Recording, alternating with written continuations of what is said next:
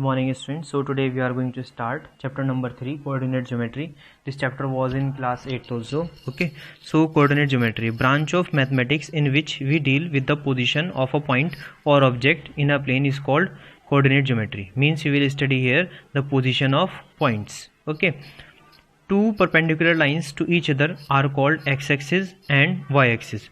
Horizontal line is known as x-axis and the vertical line is known as y-axis. Okay, so if we are having a plane and in that plane we draw x-axis, this horizontal one, and y-axis means the vertical one line. So the plane is divided into four parts: first quadrant, second quadrant, third quadrant and fourth quadrant. Okay, so here this point where the x-axis and the y-axis intersect each other, this point is known as origin O, and the coordinates of this are 0, 0. And here we have to write these numbers 0, 1, 2, 3, 4, 5, 6 with a distance of 1 centimeter, 1 centimeter. Here -1, -2, -3, -4, -5. Here +1, +2, +3, +4, +5, like this. And here -1, -2, -3, -4, -5. You are familiar with this. Okay, so in first quadrant the points will come which are having as their abscissa and ordinate both positive, plus.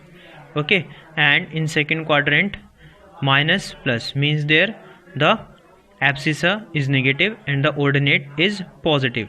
In third quadrant both are negative, and in fourth quadrant that the abscissa is positive and the ordinate is negative. Okay, this we studied in class 8th. So now distance of a point from x-axis is called abscissa. Means from x-axis, okay, whatever is the distance, that is just known as abscissa, and the distance of the point from y-axis is called ordinate. Okay, so a point is represented like this, that bracket start, we write x comma y, okay, bracket close. So x is abscissa and y is ordinate. Okay, a point has two coordinates, one is abscissa and the another one is ordinate. So to define a point we need two coordinates here. So here now the plane on which we draw points is called Cartesian plane or xy plane or coordinate plane. Now here starts exercise 3.1, and in exercise 3.1 we are given a question that on our table how we will represent any point. How will you describe the position of a table lamp on your study table to another person? So just suppose that this is the table and here the lamp is kept on this point. We may take this point anywhere. Okay, so now we have to just draw these lines. Means this may consider that as x-axis and this may consider as y-axis. Okay, so draw vertical and horizontal lines on the table at equal distances so that they make squares in them, just like as on a graph. Okay, that boxes are there at 1 centimeter apart from each other. Okay, so like this we are getting the condition of the table. Now we have to tell the position of this point. So now just first of all count the boxes on the x-axis.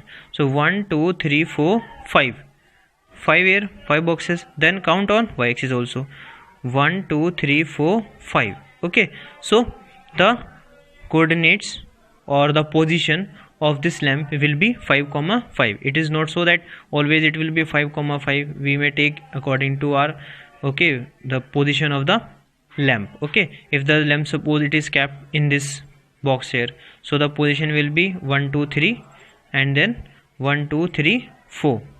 Okay, so like this we studied in class 8 also. Okay, so now steps are written.